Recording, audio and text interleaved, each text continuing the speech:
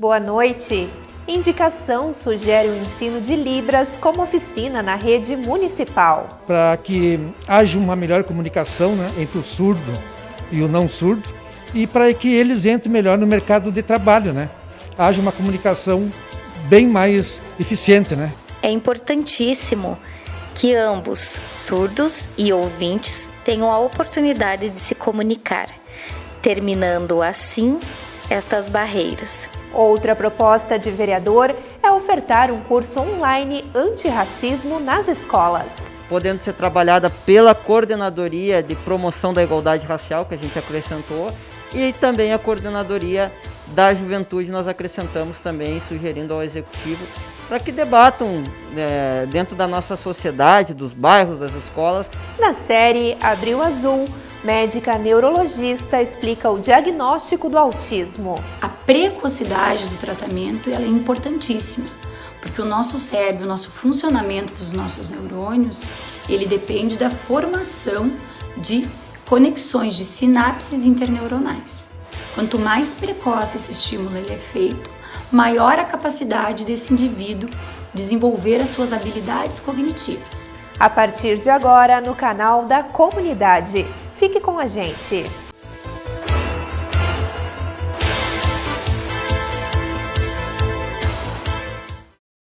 Um documento sugerindo o ensino da língua brasileira de sinais nas escolas de Passo Fundo foi enviado ao Poder Executivo. A proposta do vereador Indiomar dos Santos prevê a inclusão de Libras como oficina no turno inverso para alunos dos 7º e 8º anos do ensino fundamental.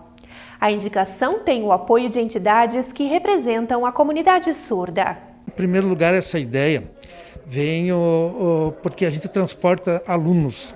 Daí muitos pais fizeram esse pedido, de nós fazer um projeto-lei. Como não é, a gente fez um projeto que é em matéria de oficina e não é obrigado, a gente tem que fazer uma indicação, mudar, para uma indicação. A gente acha que é o começo para que haja uma melhor comunicação, entre o surdo e o não surdo e para que eles entrem melhor no mercado de trabalho, haja uma comunicação bem mais eficiente, entre essas pessoas que são portadoras de surdez. Olá, tudo bem? Eu gostaria de parabenizar o vereador Indiomar pela indicação da oficina de Libras.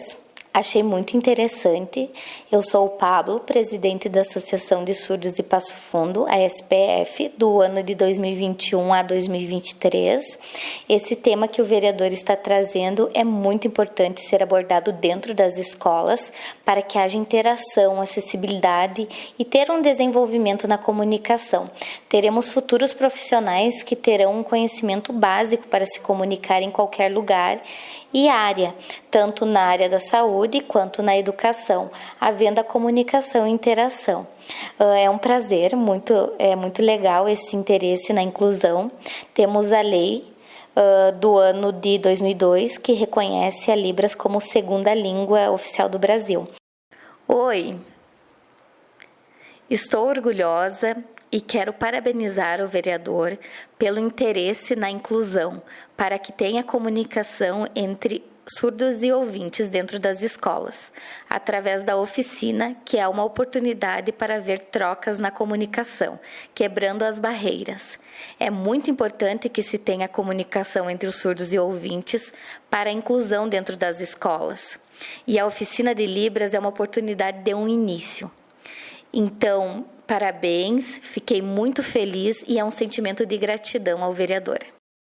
Oi, quero parabenizar o vereador em propor a oficina para ouvintes aprenderem Libras e para a inclusão é importantíssimo que ambos, surdos e ouvintes, tenham a oportunidade de se comunicar, terminando assim estas barreiras. É importante incentivar o uso da Libras.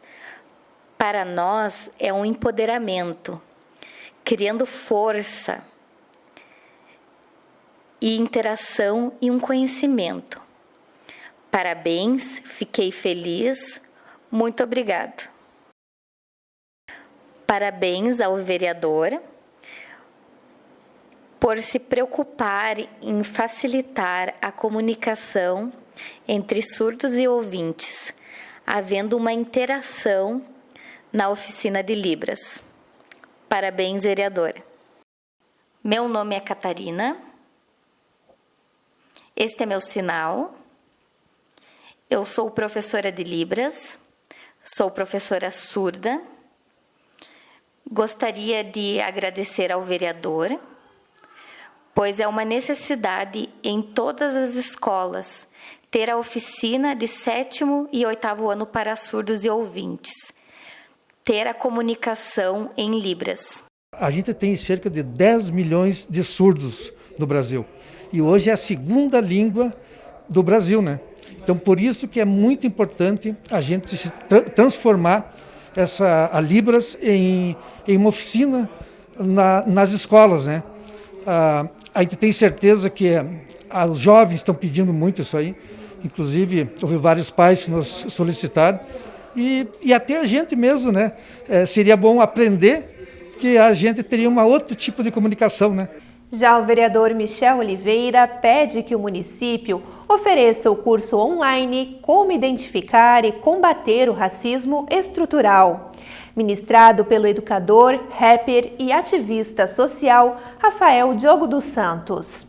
A ideia é que o conteúdo seja inserido nas escolas da rede pública municipal como uma ação educativa antirracismo. Esse curso ele já vem sendo ministrado desde o ano passado, né? Então nós tivemos inclusive algumas atividades relacionadas a isso.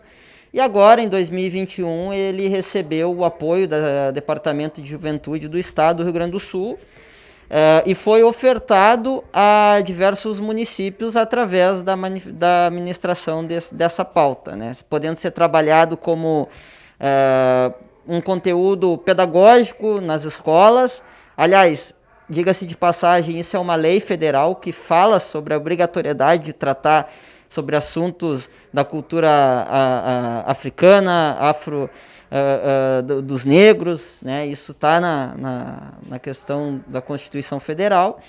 Então, ele trabalha duas questões. Primeiro, a construção de uma sociedade racista e depois a outra pauta, que é a construção de uma sociedade antirracista.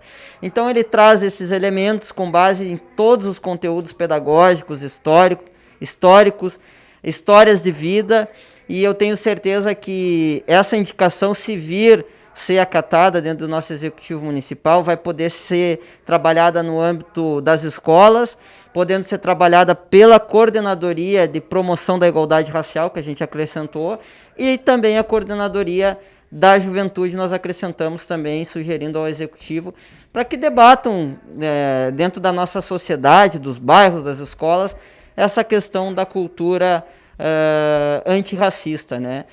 Curso 100% online e corporativo. Então, a gente pede e indica à prefeitura que a comunidade possa ter acesso a esse material, que eu tenho certeza que vai trazer muito conhecimento para todas e todos que tiverem acesso. E a seguir tem o penúltimo episódio da série especial sobre o transtorno do espectro autista.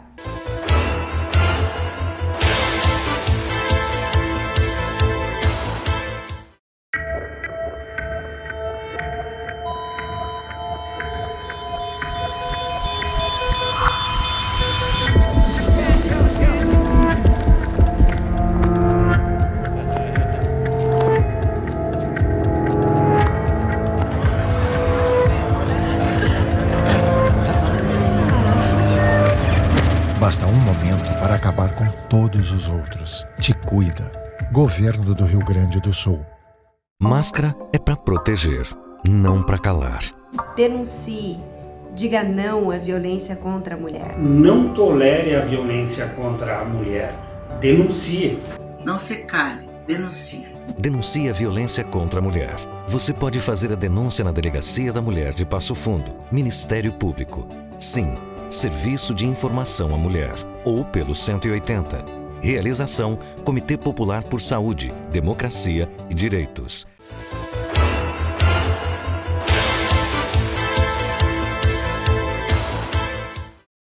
Durante o mês, o Jornal da Câmara trouxe depoimentos importantes de pessoas e entidades ligadas à campanha Abril Azul. O objetivo é promover uma reflexão sobre o diagnóstico, cuidados, tratamento e a inclusão da pessoa autista na sociedade. E hoje vamos exibir o vídeo da médica neurologista Ana Luísa Brasil Dosa. A especialista nos ajuda a compreender melhor o que é o transtorno do espectro autista. O transtorno do espectro autista, ele foi descrito pela primeira vez de modo científico pelo médico austríaco Leo Kanner. Ele descreveu 11 crianças que tinham um comportamento atípico. Então, eles tendiam a interagir muito pouco, ficar fechados no seu próprio mundo, mas tinham uma capacidade cognitiva que ele observou que teria um grande potencial. Então, pela primeira vez, se tem essa alcunha de autismo descrita na literatura.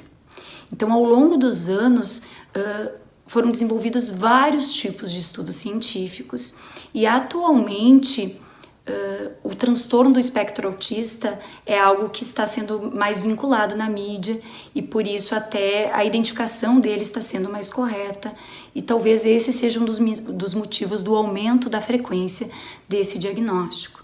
Então, atualmente, nos Estados Unidos, estima-se que em torno de uma a cada 60 a 65 crianças que nasçam nos Estados Unidos, eles possam ter esse diagnóstico do transtorno do espectro autista.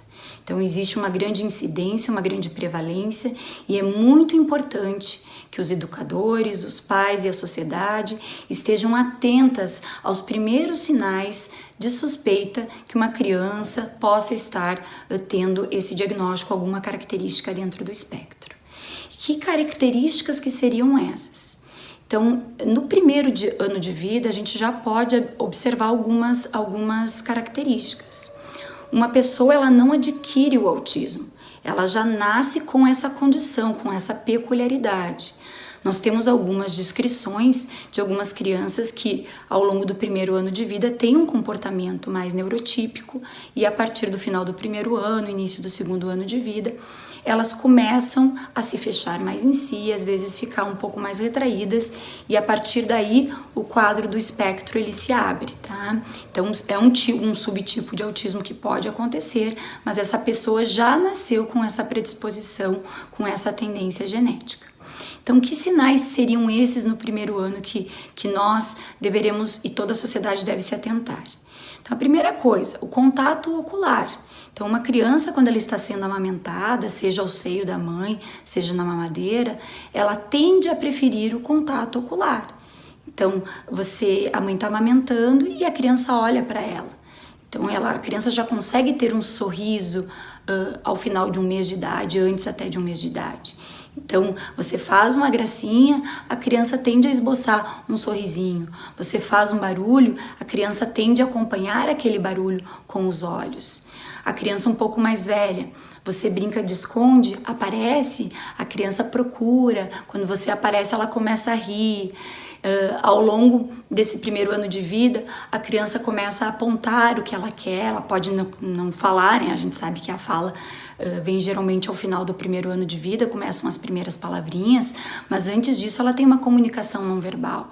Ela já diz com o olhar o que ela quer, a gente já consegue identificar quando ela está satisfeita, quando ela não está satisfeita.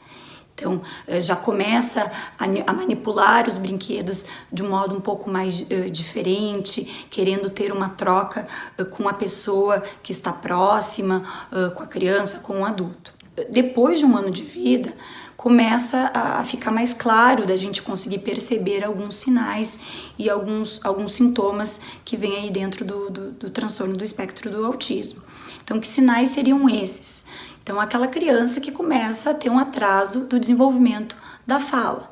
Então, ela está com 1 ano e meio, 2 anos, e os pais naquela expectativa que ele fale, e ele não fala, ou fala muito pouco, começa a comparar com o coleguinha ou com o vizinho, e vê ali que aquela criança não está no mesmo grau do desenvolvimento. Claro que tem crianças que têm atrasos de linguagem, de modo outro que não dentro do espectro, mas que daí não teriam outras condições associadas.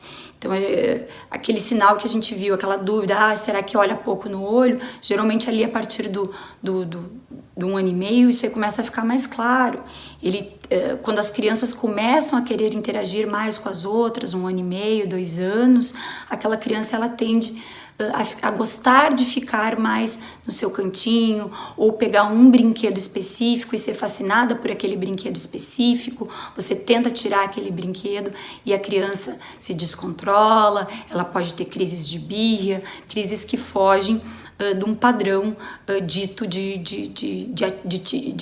tipia, né, ou de normalidade. Outra característica, então a partir de 1 ano a gente já começa a ver às vezes alguns comportamentos repetitivos, como enfileirar carrinhos, ficar organizando por cores ou por sequências. Isso pode acontecer também. O fascínio por objetos que rodam, como rodinha de carrinho, a criança pega o carrinho, em vez de brincar com o vum-vum do carrinho, ela vira esse carrinho e ela fica olhando aquela rodinha girar, ou deita e fica vendo ela rodar. Isso pode acontecer também um fascínio pela máquina de lavar que fica rodando, por alguns tipos de luzes. A criança pode ficar seduzida por partes do objeto e não pelo brinquedo em si. Então, falando em objetos, a brincadeira, que é aquela brincadeira do faz de conta, eu me colocar no lugar de uma certa situação, criar uma situação, eu sou a Branca de Neve, você é o Papai Noel, vamos colocar assim. Para a pessoa, para a criança dentro do espectro, isso é mais difícil. Então, ou não acontece, ou acontece de um jeito mais pobre, se essa criança ainda não foi estimulada. Então, a brincadeira de faz de conta, ela está com atraso, ou ela não está desenvolvida. Então, a gente tem que atentar para essas coisas. Quando a criança desenvolve a fala pode ser muito repetitiva, que a gente chama de ecolálica. Então, são várias características. Claro que uma característica única, ela não vai fechar o diagnóstico. Então, é por isso a importância de, uma vez, os pais, a sociedade, a escola perceberem essas dificuldades, elas encaminharem para um profissional habilitado a fazer essa avaliação. E que profissionais seriam esses? Um neurologista, um psiquiatra, com experiência nessa área de autismo, na área de neurodesenvolvimento infantil. Alguns pediatras também associados a essa parte do neurodesenvolvimento também estão aptos a fazer o diagnóstico. E o tratamento, gente, a precocidade do tratamento, ela é importantíssima, porque o nosso cérebro, o nosso funcionamento dos nossos neurônios, ele depende da formação de conexões, de sinapses interneuronais. Quanto mais precoce esse estímulo ele é feito, maior a capacidade desse indivíduo desenvolver as suas habilidades cognitivas. Então, desenvolver habilidades de fala, habilidades de interação interpessoal, habilidades comunicativas não verbais e ter um sucesso na sua vida pessoal e na sua vida profissional. Claro que existem graus de autismo. Então, vai desde um espectro extremamente leve, que é no qual a pessoa é verbal, ela tem uma inteligência normal, até características, às vezes, muito graves, nas quais vem deficiência intelectual e, às vezes, até crises epiléticas. Então, a mensagem que fica é isso, gente. Identificar os sinais precoces, encaminhar para um profissional habilitado e, a partir daí, se for necessário, fazer uma estimulação de modo multidisciplinar, com psicopedagogo, terapeuta ocupacional, com a escola e, se necessário, acrescentar algum outro tipo de tratamento medicamentoso. Tá? Então, nesse momento é conscientização. Fica um abraço para todas as famílias e para todas as pessoas que lutam por essa causa.